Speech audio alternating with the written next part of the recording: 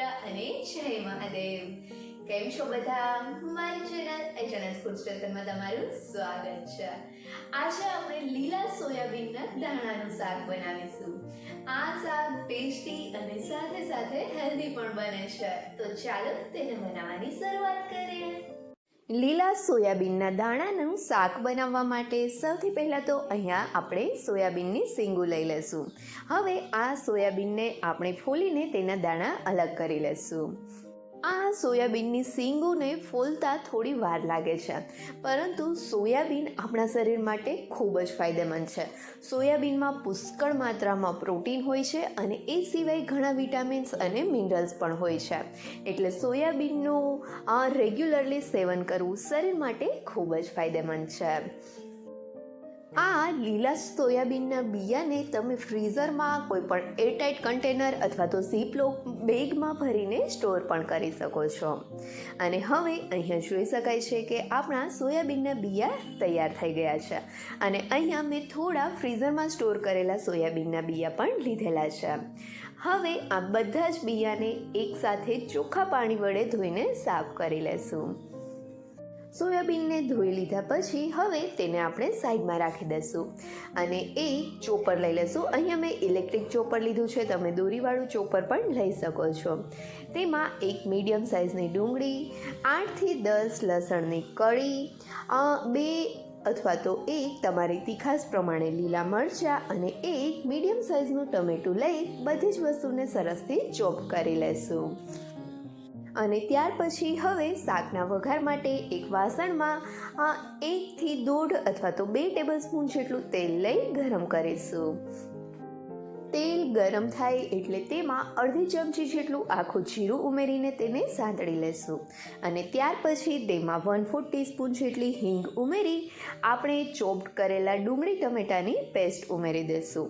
અને હવે આ બધી જ વસ્તુને સરસથી મિક્સ કરીને થોડી વાર માટે તેને પકાવી લેશું. આપણા આ ડુંગળી ટમેટાં પાકે ત્યાં સુધીમાં જો હજી સુધી તમે મારી ચેનલને સબસ્ક્રાઈબ નથી કરી તો નીચે આપેલા સબસ્ક્રાઈબ બટન પર પ્રેસ કરો અને બાજુના બેલ આઇકન પર ક્લિક કરો, જેથી તમને મારા નવા વિડીયોનું નોટિફિકેશન મળતું રહે. થોડી વાર ગેસની મીડિયમ ટુ સ્લો ફ્લેમ ઉપર ડુંગળી ટમેટાને પકાવ્યા પછી અહીંયા જોઈ શકાય છે કે બધી જ વસ્તુ એકદમ સોફ્ટ થઈ ગઈ છે. બસ આ રીતે ડુંગળી ટમેટાં સોફ્ટ થઈ જાય એટલે તેમાં આપણે થોડો હળદર પાવડર ઉમેરીશું અને તેને સરસથી મિક્સ કરી લઈશું. અને ત્યાર પછી હવે તેમાં એક મીડિયમ સાઇઝના બટેટાના મેં આ રીતે નાના ટુકડા કરીને લઈ લીધા છે, તો તે બટેટાને ઉમેરી દઈશું.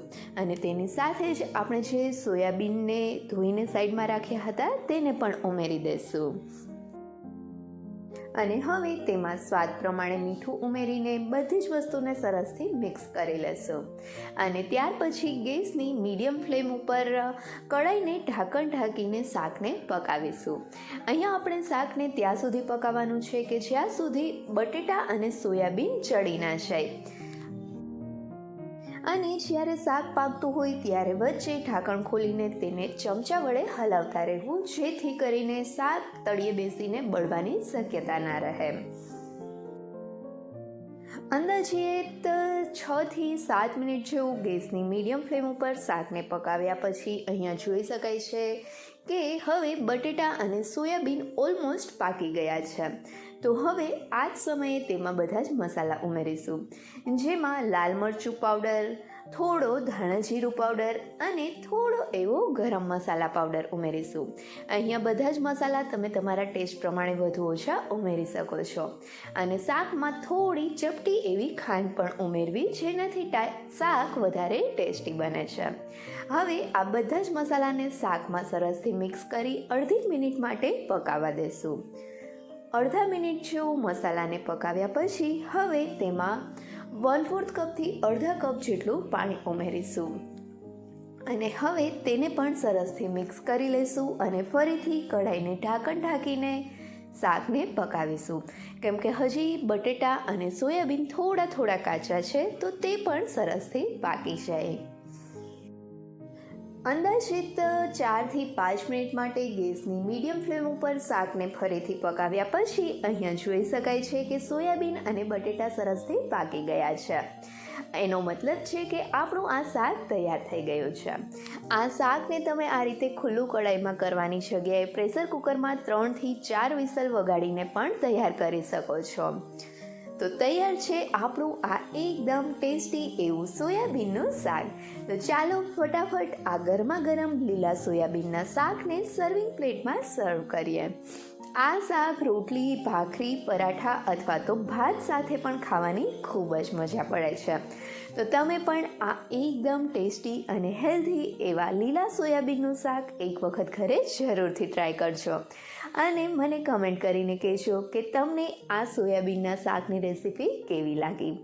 જો રેસીપી ગમી હોય તો વિડીયોને લાઈક કરજો અને તમારા ફ્રેન્ડ સાથે શેર પણ કરજો. અને હા, મારી ચેનલને સબસ્ક્રાઈબ કરવાનું ભૂલતા નહીં. Thank you so much.